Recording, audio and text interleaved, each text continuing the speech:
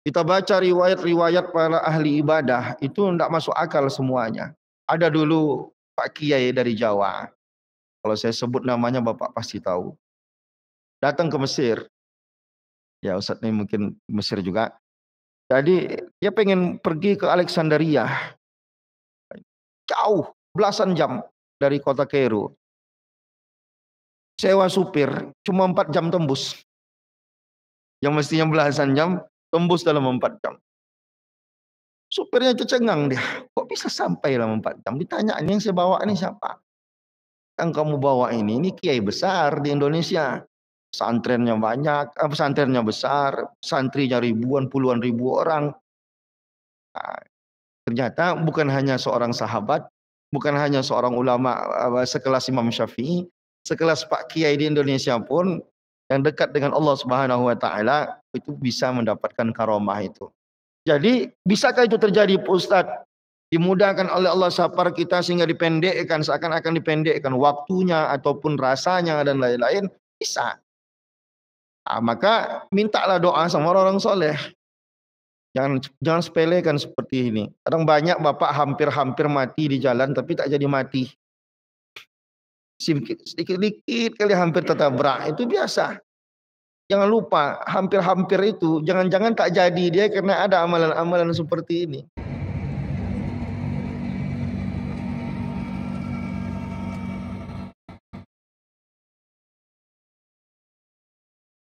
Karena kita sebentar lagi rata-rata akan pulang kampung dan akan melakukan safar. Kita tak bahas fikih solat safar, tapi yang kita bahas adalah anjuran-anjuran yang lainnya.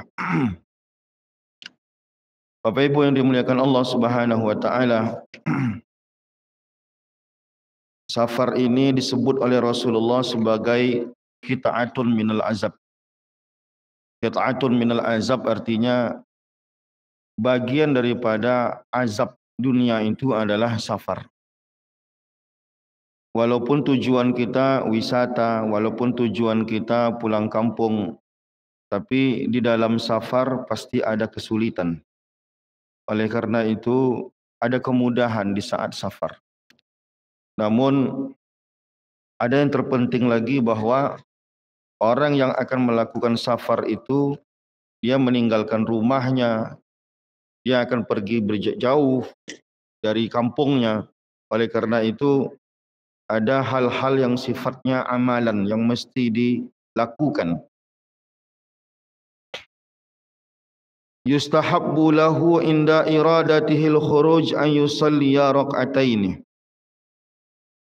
Hal yang pertama yang dilakukan oleh orang yang akan melakukan safar adalah disunnahkan salat sunnah 2 rakaat.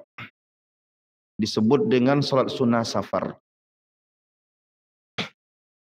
Yaitu salat sunnah, tapi ini ingat kategori salat sunnahnya adalah salat sunnah yang sebabnya mutaakhir.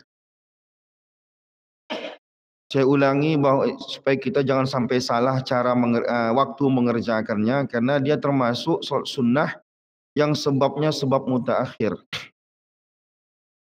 Ada salat sunnah yang kategorinya sebab mutaqaddim, ada yang salat sunnah kategorinya sebab mutaakhir. Salat sunnah yang sebab mutaakhir tidak boleh dilaksanakan di waktu haram. Salat sunnah yang kategorinya sebabnya adalah sebab mutaqaddim boleh dilakukan di waktu haram. Di waktu haram itu kapan? Ada 5. Dari segi disebabkan karena waktu ada 3, disebabkan karena perbuatan ada 2. Nanti saya jelaskan dikit supaya kita jangan salah cara mengerjakannya. Tentang salat sunnah safar ini. Ada 5 waktu kita, 5 hal, 5 tempat, 5 waktu kita tidak boleh solat. Kalau kita solat sunnah haram hukumnya. Yaitu solat sunnah yang sebabnya nanti belakangan, bukan solat sunnahnya dulu, sebabnya duluan. Ada solat sunnah yang sebabnya duluan. Contoh apa? Tahiyatul masjid. Masuk kita dulu, muncul langsung sebabnya. Maka tak ada waktu yang dilarang, kapan aja boleh. Tapi ada salat sunnah yang sebabnya nanti. Contoh misalkan, inilah sholat sunnah musafir ini. Dia belum safar lagi. Nanti dia safar. Mau keluar dari rumah, kok sunnah dia dulu. Safarnya belum. Itu namanya istilahnya sholat sunnah yang sebabnya mutaakhir. Sebabnya belakangan. Sholat sunnah yang sebabnya belakangan. Sholat istikharah. Sholat sunnah ihram. Sholat sunnah safar. Sholat sunnah mau perang. Dan beberapa sholat sunnah lagi. Itu haram hukumnya dilakukan pada 5 waktu. Ini udah mungkin dia dijelaskan sering ini di dalam kitab fikih. Yaitu jaraknya antara habis waktu subuh sampai masuk syuruk. Biasa kita lakukan itu. Ini haram hukumnya melakukan sholat sunnah yang jenis ini. Bukan semua sholat sunnah, tapi yang jenisnya ini. Yaitu sholat sunnah yang sebabnya nanti. Nah, berapa lama waktunya? Naiknya matahari itu setinggi tombak itu 4 derajat. 4 derajat ini berapa lama? 1 derajatnya 2,5 menit sampai 4 menit. Jadi 10 menit aja udah boleh sholat. Kalau mau hati-hati sampai 16 menit silakan. Nah, yang kedua kapan? Ketika matahari di atas kita, sebelum tergelincir waktunya paling 3 menit sampai 5 menit. Antara sebelum zuhur sampai masuknya waktu zuhur. Qasiratun jiddan kata ulama. Waktunya ringkas sekali. Ketika matahari di atas kita pas, nggak boleh kita sholat. Yang jenis tadi. Haram hukumnya. Sampai dia tergelincir. Sampai masuk waktu zuhur. Ada bayangan dikit, berarti masuk zuhur. Ketika langit menguning sampai masuk waktu maghrib. Yang keempat, selesai melaksanakan sholat subuh. Sampai habis waktu subuh. Dan yang kelima, selesai melaksanakan sholat asar. Sampai masuk waktu maghrib. Nah, jadi kalau bapak safar, mau sholat sunnah safar, hati-hati yang di 5 waktu tadi. Nah, kalau bapak laksanakan di 5 waktu ini, malah berdosa melakukannya. Nah, mana tahu nanti bapak mau berangkat pulang kampung, tengok jamnya, jam berapa. Kalau sekarang syuruk masuk waktu jam 6:17. 10 menit berikutnya jam 6:27. 6:17 sampai 6:27 enggak boleh sholat sunnah safar tadi.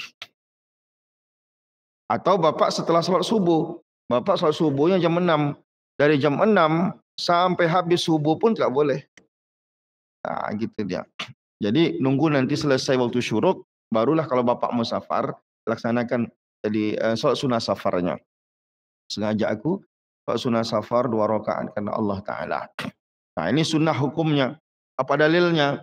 Fa khallafa ahadun kata Rasulullah inda ahlihi afdalu min raka'ataini yarka'uhuma indahum hina yuridu safaran. Tidaklah orang meninggalkan keluarganya yang lebih afdal untuk dia lakukan daripada sholat sunnah 2 rakaat.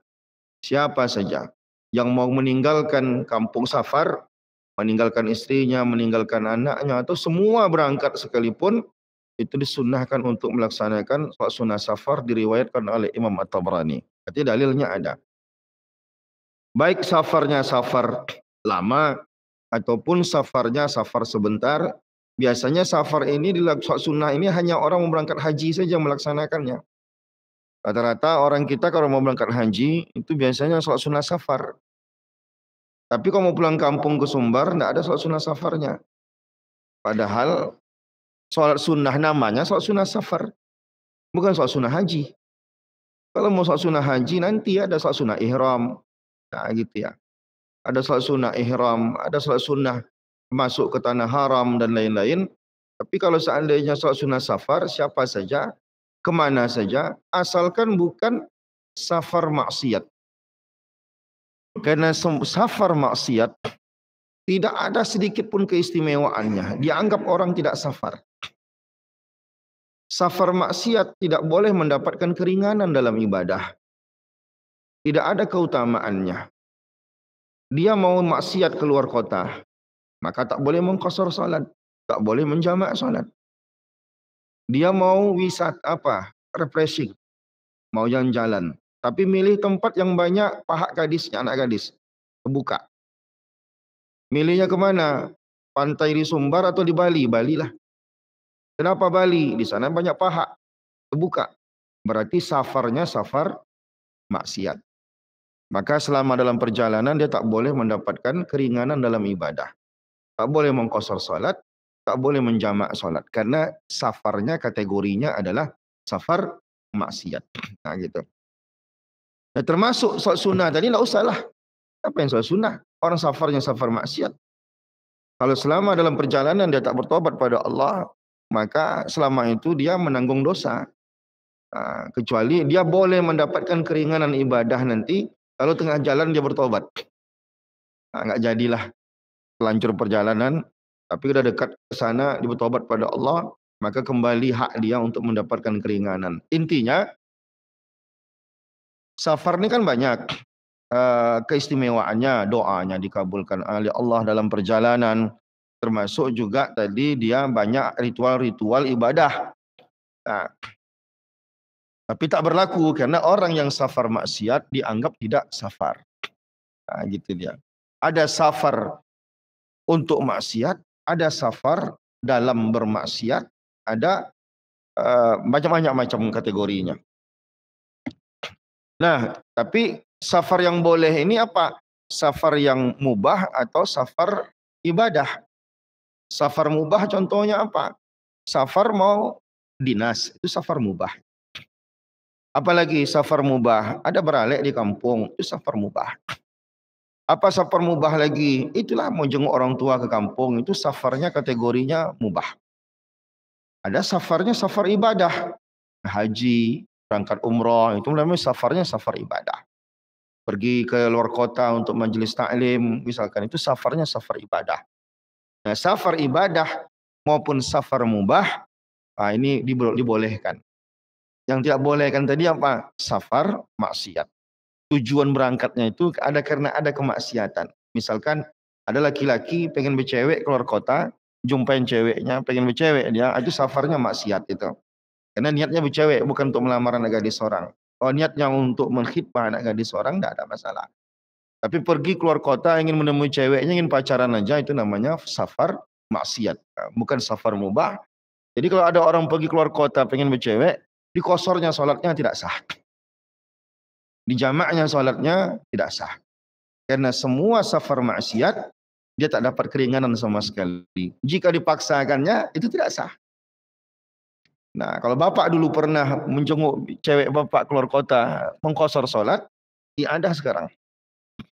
Harus diadah. Karena itu tidak sah dia. Nah, gitu.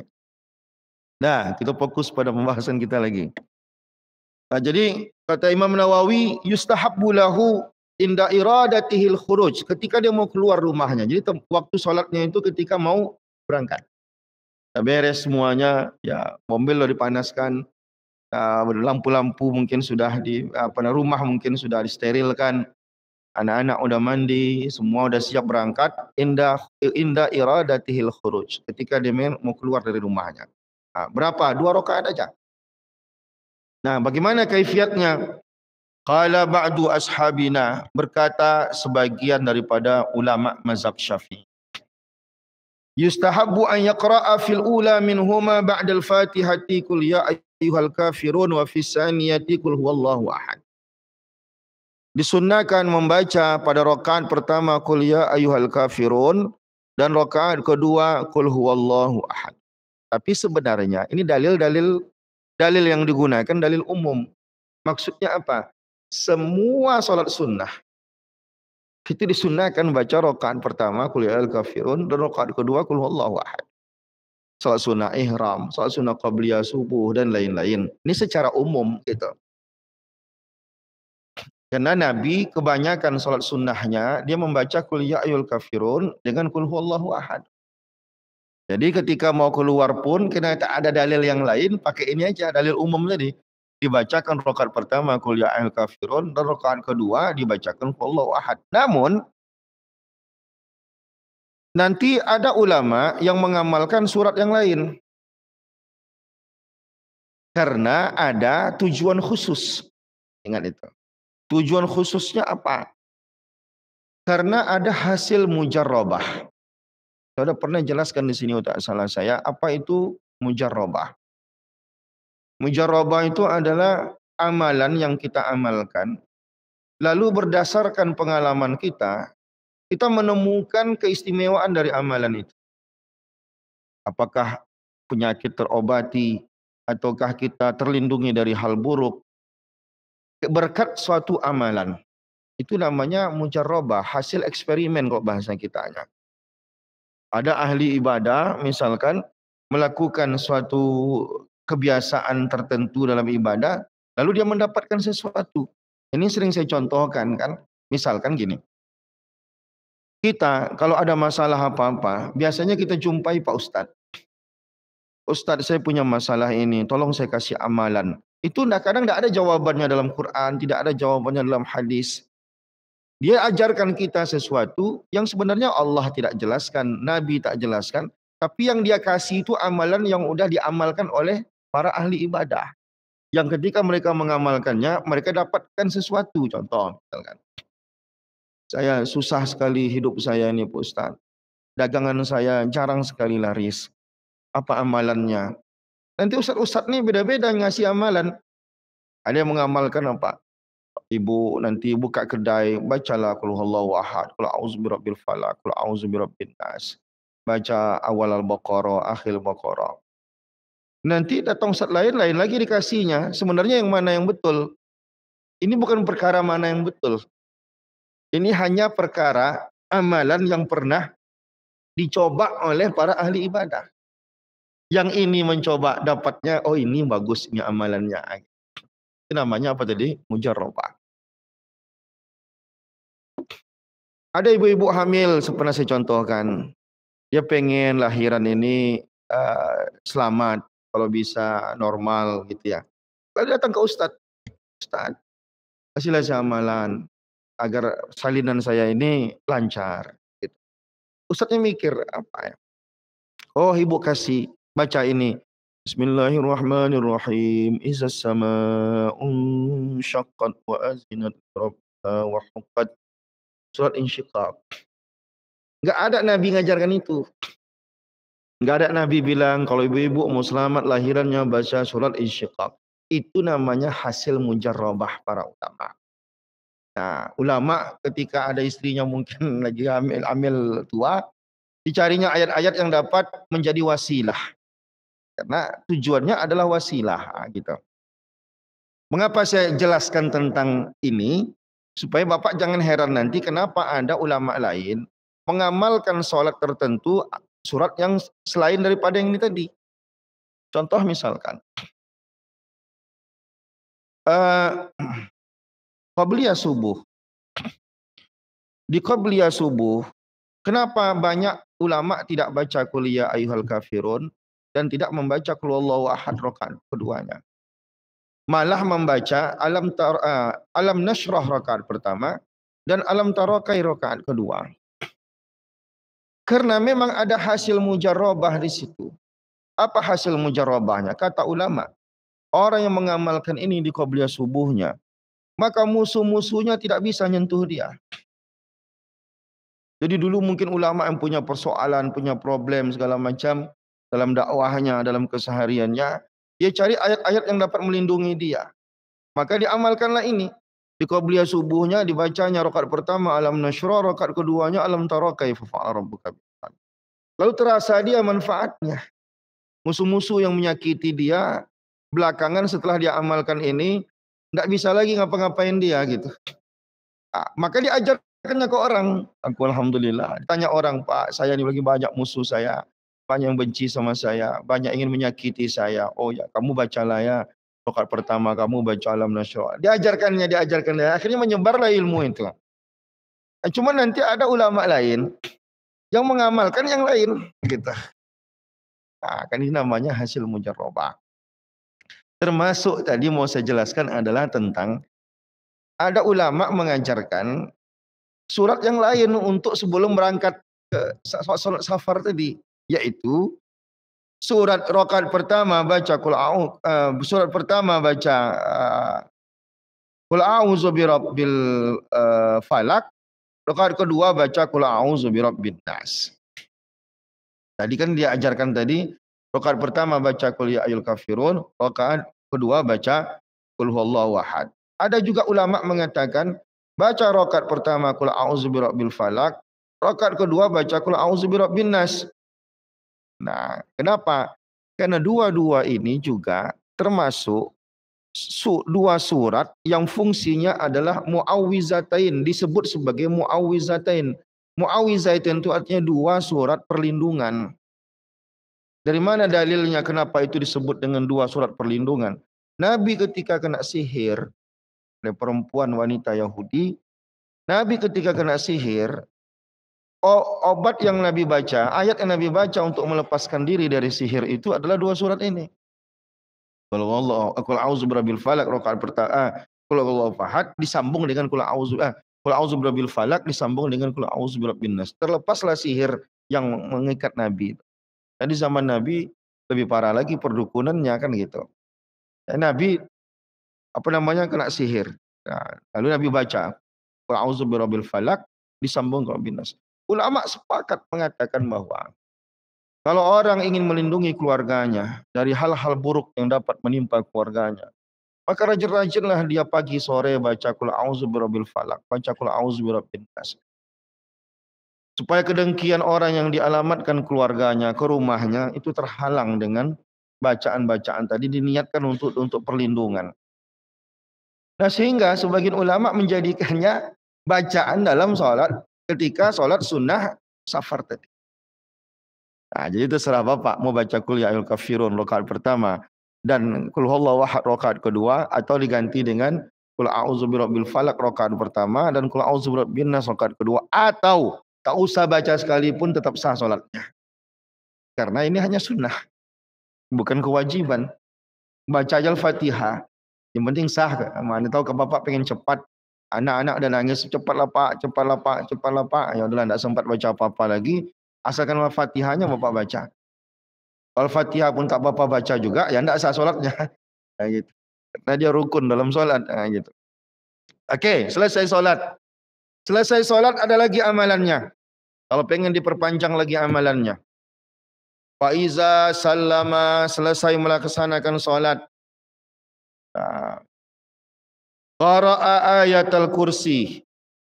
Maka dianjurkan dia membaca ayat kursi. Kenapa ayat kursi?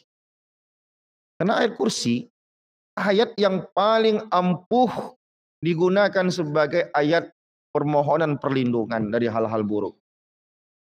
Lihat hadis mengapa kita dianjurkan setiap 5 waktu baca ayat kursi.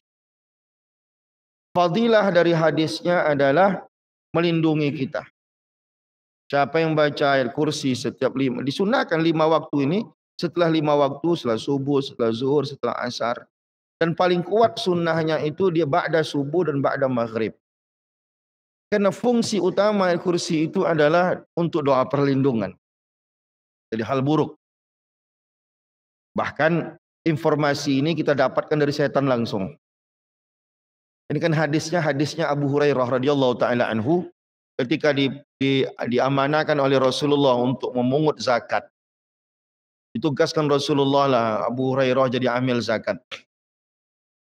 Tadi Abu Hurairah ini ketika dia ditugaskan itu, di rumahnya dia kemalingan. Ditangkapnya malingnya. Habis itu memohon-mohon maling ini minta dilepaskannya. 1 hari, 2 hari, yang ketiga kalinya tak dilepaskannya lagi maling tadi. Lalu maling ini bilang, lepaskan saya ajarkan satu amalan. Dibilangnya, kamu nangkap saya ini sebenarnya setan, kata dia. Kalau di posisi kita mungkin tak akan sanggup kita. Ada setan ngaku setan itu ya tentu kita ya udah kita lepasin aja gitu. Saya ini setan, kata dia. Kau lepaskan saya. Enggak, kata Abu Hurairah. Kau lepaskan saya ganti dengan satu amalan. Amalan ini kata setan, kalau kau amalkan, setan takut sama kau. Artinya setan akan menghindar dari kita. Apa amalannya? Baca ayat kursi. Supaya setan terhindar dari gangguan setan. Jadi Abu Hurairah karena ini setan, tentu dia nggak puas dia. Setan itu pembohong. Nama setan, yang sifat utama dia berbohong. Karena dia sifatnya ganggu kan. Dikonfirmasinya ke Rasulullah, ya Rasulullah saya mengalami begini. Kata Rasulullah, orang yang menyampaikan sama kamu itu, kata Rasulullah, itu kazub, itu pembohong. Tapi yang disampaikan dia betul. Ah itu pula. Memang kata Rasulullah, yang menyampaikan kamu itu si pembohong, tapi kebetulan yang disampaikannya itu adalah perkara betul. Artinya diiyakan oleh Rasulullah. Jadi banyak sahabat mengalami sesuatu lalu dikonfirmasi ke Rasulullah. Karena itu adabnya. Karena kalau tak dikonfirmasi ke Rasulullah, dia tidak bisa diiyakan. Ada cerita tentang sahabat menemukan makhluk raksasa. Bisa berbicara seperti kucing besar berbulu. Ketika dia mendarat terdampar kapalnya di suatu pulau, ketemu dengan raksasa besar berbulu namanya Tamim Ad-Dari. Lalu kemudian bisa ngomong pula binatang ini. Diceritakan dia belum Islam ketika itu. Terjadi dialog, dia ngaku dia ini adalah makhluk nanti yang akan menjadi mengganggu manusia. Dajjal lah. Diceritakannya itu ditanya ke Rasulullah. Diiyakan oleh Rasulullah, maka masuk Islam lah orang-orang mendengar cerita itu, termasuk Tamim Ad-Dari tadi. Jadi kalau ada cerita yang aneh-aneh diokekan oleh Rasulullah, baru dia bisa menjadi diterima gitu. Baik, kembali pada pembahasan kita tadi. Jadi ayat kursi. Yang kedua apalagi kata ulama? Faqad jaa anna man qara'a, balik ke kursi tadi. Faqad jaa anna man qara'a ayatul kursi qabla khurujihi min manzilihi. Karena adanya dalil bahwa orang yang keluar dari rumahnya, sebelum keluar dia baca ayat kursi, lam yusibuhu syai'un yukrihu hatta yarji. Maka selama perjalanannya tidak ada hal buruk yang bisa menimpa dia sampai dia pulang. Maka niatkan ketika baca ayat kursi tadi, ya Allah jadikan ayat ini wasilah saya dan anak saya tidak ada hal buruk yang bisa menimpa. Apakah pecah ban, apakah tersenggol, apakah berkelahi di jalan, apakah menengok hal-hal buruk di jalan, apakah kehilangan bekal di jalan. Banyak hal buruk yang bisa nimpa kita. Maka ayat kursi ini kita niatkan sebagai wasilah sebelum berangkat tadi, supaya kalaupun diuji Allah kita di tengah jalan tidak berat-berat kalilah gitu. Supaya hal-hal buruk terhindar. Jangan sepelekan seperti ini. Kadang banyak bapak hampir mati di jalan tapi tak jadi mati. Sedikit-sedikit kali hampir tertabrak, itu biasa. Jangan lupa, hampir-hampir itu jangan-jangan tak jadi dia karena ada amalan-amalan seperti ini. Nah, gitu. Jadi baca kursi. Apalagi kata ulama, wa yustahabbu an yaqra'a surata li'ila fi Quraisy. Setelah baca ayat kursi tadi, disunahkan pula membaca surat li'ila fi Quraisy, ila fihim rihlatash syita'i was-saif. Falyabudu rabb hadzal bait allazi at'amahum min ju' wa amanahum min khauf. Kenapa surat ini dipilih? Nah, itu latar belakangnya ada. Karena ayat ini bercerita tentang safar. Safar syita dan safar saif. Jadi ceritanya dulu orang-orang dari Mekah. Di Mekah itu bukan pusat perbelanjaan. Jadi pedagang-pedagang di Mekah itu, kalau cuma berdagang di Mekah, mereka ya biasa-biasa saja. Kalau mereka ingin mendapatkan keuntungan banyak, mereka harus melakukan safar jauh. Setiap tahunnya. Kemana itu? Ke Syam. Oh, sekarang Syria. Sebagai pusat negeri yang paling maju di zaman itu, sehingga berdagang di sana dapat keuntungan banyak. Mereka melakukannya fi shaif, pada musim panas. Nah, perjalanan musim panas, berdagang berbulan-bulan nanti pulang. Lalu nenek moyang Nabi ini, Nabi Muhammad SAW, mencetus satu safar yang baru. Yaitu safar pada musim dingin. Istilahnya syita. Itulah maka rihlatash syita was-saif. Nah, di ujung ayat ini ada kalimat amanahum wa amanahum min khauf. Dan mengamankan mereka dari hal yang menakutkan. Sehingga kata ulama, inilah diamalkan sebelum kita safar. Karena tujuannya sama seperti ayat kursi tadi. Jika ayat kursi tadi difungsikan untuk melindungi orang dari hal-hal buruk, maka sebenarnya surat li'ila fi Quraisy dibaca habis salat safar pun fungsinya menghindari orang dari hal-hal menakutkan. Jadi semua amalannya tujuannya sama. Baca rakaat pertama qul a'udzu birabbil falaq dan rakaat kedua qul a'udzu birabbin nas, menghindari orang dari hal buruk. Baca kursi setelah salat, menghindari orang dari hal buruk, dan baca li'ila fi Quraisy setelah itu pun menghindari orang dari perkara buruk dalam safarnya. Jadi lengkap dia paketnya. Tujuannya cuma satu. Bagaimana orang perginya aman, pulangnya aman. Selama dalam safar dia terhindar dari hal buruk. Nah, jadi jangan hanya kepala keluarga saja. Ya tentu anak juga dianjurkan, istri juga dianjurkan dan lain-lain. Faqad qala al-Imam Said Al-Jalil Abdul Hasan Al-Qazwaini. Ada seorang ulama Abdul Hasan Al-Qazwaini, seorang ahli fikih besar di kalangan mazhab Syafi'i yang betul-betul wali Allah, nampak karamah-karamah pada dirinya. Apa kata dia? Innahu amanun min kulli su'in. Kata dia, ini wali Allah ini yang berkata. Seorang fakih dan wali Allah berkatakan, ini surat mengamankan dari segala hal buruk. Diniatkanlah setelah baca kursi tadi, baca Bismillahirrahmanirrahim. Li'ila fi Quraisy ila fihim rihlatash syita'i was-saif falyabudu rabb hadzal bait allazi at'amahum min ju' wa amanahum min khauf. Kata ulama, fa innaha amanun min kulli su'. Karena sesungguhnya dia adalah mengamankan min kulli dari segala bentuk hal-hal yang memburuk, hal-hal buruk.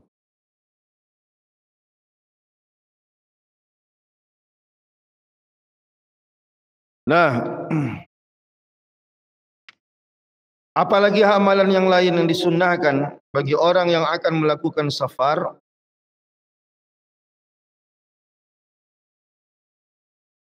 Istihbabu talabatil wasiyati min ahlil khair. Orang yang akan melakukan safar disunnahkan untuk meminta wasiat kepada ahlul khair. Maksudnya ini minta nasihat kepada orang yang ahlul khair. Inilah dalil yang dipakai oleh orang-orang yang melaksanakan tausiah menjelang berangkat melakukan safar. Dan banyak orang mencarikan dalil kenapa bapak itu mengadakan kenduri sebelum berangkat haji. Kenduri itu kalau kita bahasanya beda pula, kalau kita nyebutnya doa selamatan. Sebenarnya kalau diganti itu lebih selamat kita daripada perdebatan. Jangan dikasih nama doa selamatan. Tapi anggap kasih nama majelis wasiat sebelum safar gitu. Karena kadang ada istilah-istilah yang dipersoalkan oleh orang, dianggapnya itu tidak ada.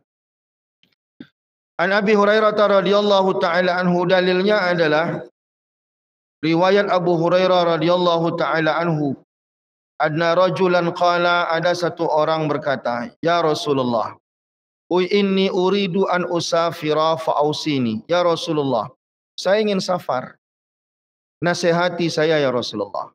Inilah dalilnya. Jadi ada sahabat tiba-tiba datang ke Rasulullah.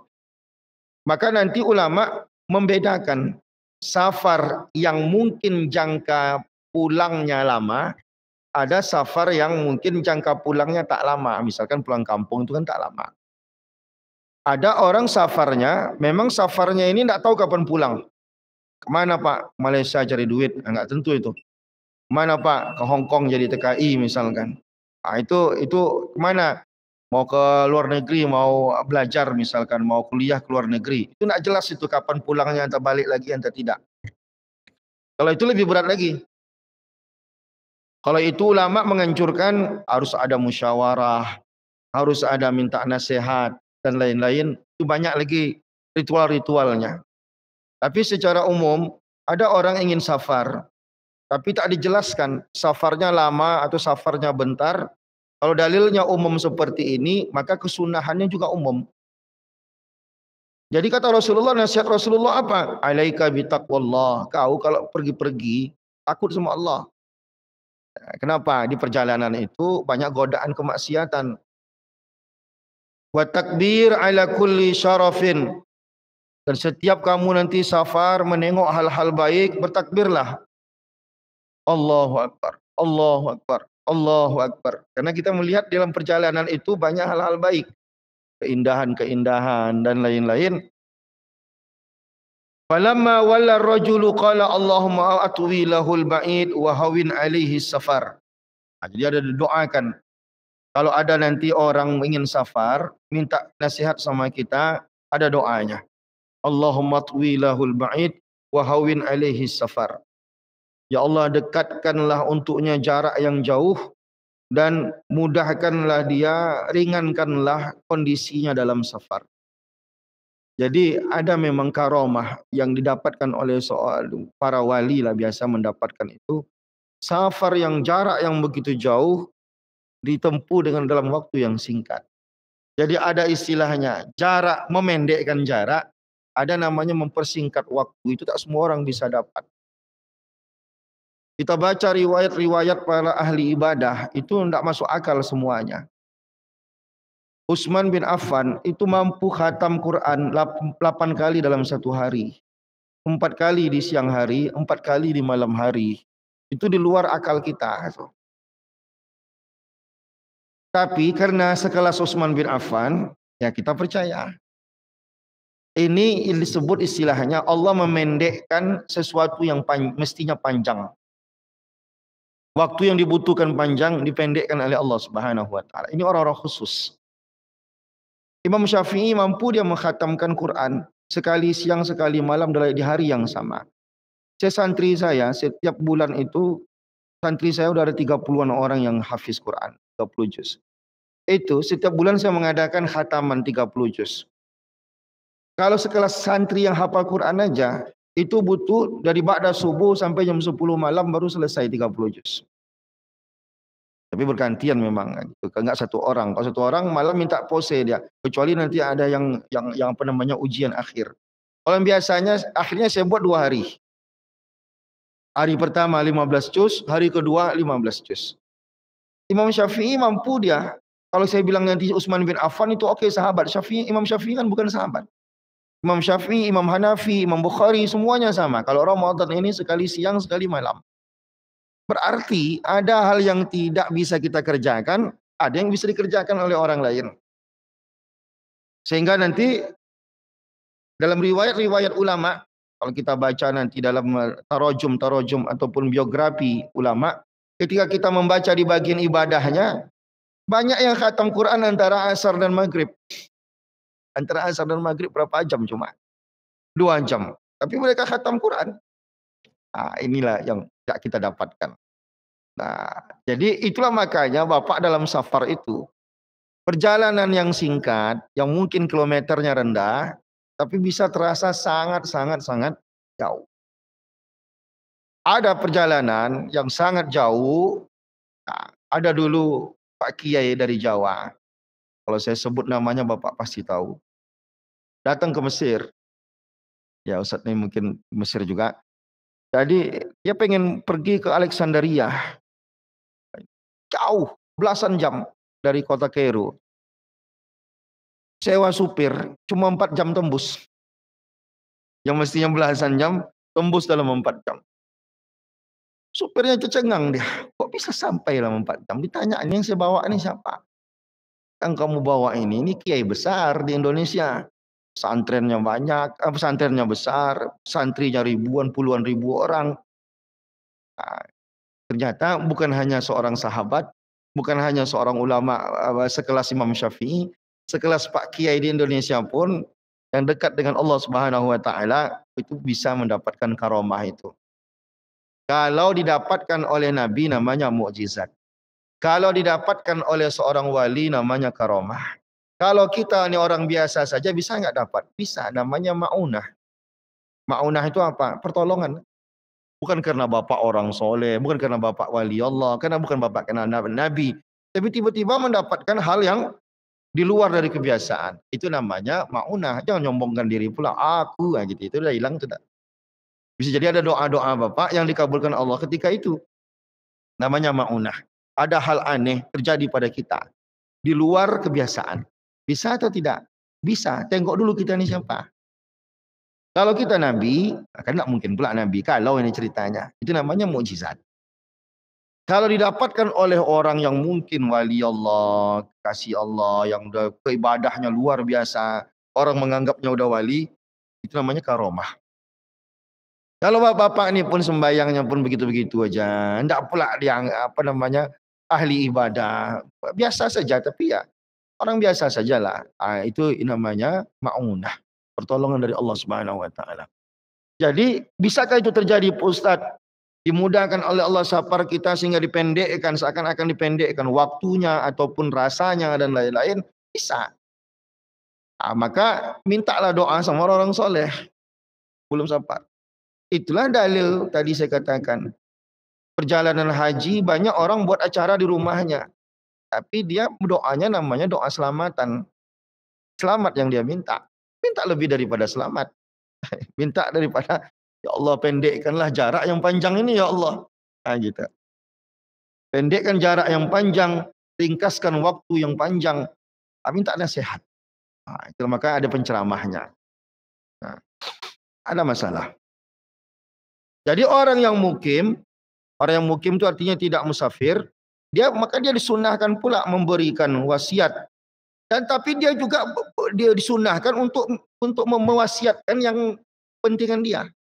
Kalau tadi orang musafir itu dia punya kepentingan minta nasihat, minta doa dari orang yang tidak safar. Bapak mau pegang kampung besok, datang bapak ke Pak Imam karena Pak Imam tidak safar. Imam nasihati saya lah, kasih saya doa lu mau safar ini. Imam dengan ikhlas dibacakannya doa, Allahumma atwilahul ba'id wa hawin alaihi safar. Doa yang singkat saja. Tapi Pak Imam tadi ataupun orang yang tidak safar tadi, dia bisa memesankan sesuatu untuk orang dalam perjalanan. Apa itu? Rasulullah Shallallahu Alaihi Wasallam pernah ketika ada orang minta izin kepada dia untuk melaksanakan umrah, sahabat namanya Umar bin Khattab radhiyallahu taala anhu minta izin ke Rasulullah. Ya Rasulullah, saya minta izin mau umrah. Sekelas Rasulullah, apa kata Rasulullah? La tansana ya akhi min du'aika. Jangan lupakan kami dalam safar. Kenapa kata ulama? Karena satu dari sekian banyak momen doa dikabulkan adalah saat safar. Jadi saat orang safar itu momen doa kabul. Jadi kan ada banyak momen-momen doa kabul antara azan dengan antara azanaini, antara azan dan iqamah, apalagi misalkan. Ya mungkin nanti ketika hujan, apalagi banyak momen-momen di mana doa dikabulkan. Dan yang paling panjang di antaranya adalah sepanjang perjalanan orang musafir itu doanya kabul. Dan ada riwayat itu Nabi Shallallahu Alaihi Wasallam menceritakan orang yang musafir tapi doanya tak kabul. Kenapa kata Nabi? Ada orang ngangkat tangannya, rambutnya udah acak-acakan dalam safarnya, bekalnya udah habis. Dia minta ya Rob, ya Rob, ya Rob. Minta diberikan kemudahan sama Allah supaya dapat bekal makan. Kata Nabi tidak bisa kabul. Kenapa? Makanannya dia masih makan haram. Bajunya masih ada yang haram. Maka doa nggak kabulkan. Maksudnya apa? Mafhum mukhalafahnya. Mafhum mukhalafahnya adalah selagi bajunya baju halal, dia safar tadi. Selagi makanannya halal, safar tadi, maka selama dia safar itu doanya makbul. Jadi jangan biayai safar bapak dengan uang haram. Misalkan SPPD-nya fiktif gitu ya, itu nanti tidak halal dia safarnya. Mau berangkat umroh, ditekannya anak buah carikan duit 35 juta daftar umroh gitu. Aku mau daftar umroh nih, mau keluarga, aku carikan lu pandai-pandai kau lah nyari dari mana. Carikannya lah uang menekan sana, nekan sini, nekan sana, nekan sini, berangkat haji, berangkat umroh. Innallaha thayyibun wa la yaqbalu illa thayyiban. Allah itu zat yang baik, tidak bisa tidak menerima sesuatu yang tidak baik. Maka semua ibadah yang dimodali dengan hal buruk tertolak. Bapak masukkan 10 juta kota infak tadi itu, tapi hasil kemarin pungut liar, itu tidak terima oleh Allah Subhanahu wa taala. Nah, gitu ya. Yang duit itu masuk kota infak, tapi dijadikan pahala enggak gitu. Jadi orang yang safar tadi dimodali safarnya. Baik makanannya itu kan modal itu, zat istilah zadun itu istilahnya bekal. bekal dalam perjalanan termasuk makan, termasuk pakaian, termasuk ongkos perjalanan. Jadi dia dimakan itu masih ada yang haram, tak dikabulkan oleh Allah Subhanahu wa taala. Inti yang ingin kita ambil adalah seandainya, kalau seandainya di makanannya tadi tidak ada haram, maka tidak ada yang menghalangi doanya dikabulkan oleh Allah. Maka kita ketika ada orang bilang, "Bang, aku berangkat ya ke kampung dulu." Satu yang jangan lupa bilang sama dia, "Oh, doakan aku ya." Orang kita ini kadang ya ada pula tradisi saya tengok orang ditulisnya semua doa orang. Mau berangkat haji, semua orang pesan doa ini, doa ini, doa ini. Ya Allah kabulkanlah semua yang ada dalam buku ini ya Allah kata. Bisa gitu. Itu doa umum aja ada bagi doanya itu. Kenapa tak doa diumumkan ya Allah semua orang punya hajat di dunia ini tunaikan hajatnya ya Allah selesai urusan itu semuanya. Nah, gitu. Enggak sebutkan hajat-hajat orang itu secara khusus. Dan jangan diterima kalau kita tidak sanggup melakukannya. Bang doakan aku bang, yo pandai pula dah ambil pena, ambil kertas, tulisnya. Bang doakan aku, kau minta apa nanti? Aku minta bang naik pangkat, tulisnya. Si Polan minta naik pangkat. Sampai sana malas dia bacanya, ngapain diminta? Kalau udah berjanji sama orang, tunaikanlah. Kan banyak waktu luang, apa salahnya? Di tempat-tempat yang makbul, di Tanah Haram, dekat Masjid Nabawi, dekat Hijri Ismail, dia Multazam dan lain-lain. Banyak doa di tempat-tempat yang makbul. Bacakanlah sebentar doa-doa orang itu. Ah, itu tradisi, dari mana datangnya? Karena memang orang yang safar itu bukan haji saja. Orang balik kampung nanti raya ini pun, itu pun kabul juga doanya, jangan sembarangan. Nah, asalkan jangan nanti niatnya pulang kampung ini ada kemaksiatan, nah, gitu. Tapi kalau orang pulang kampung raya ini rata-rata tujuannya adalah nyenangin orang tuanya, nyenangin keluarganya, nyenangin sanaknya dan lain-lain. Tentu ada pahala di situ. Bersilaturahim. Apa silaturahim itu?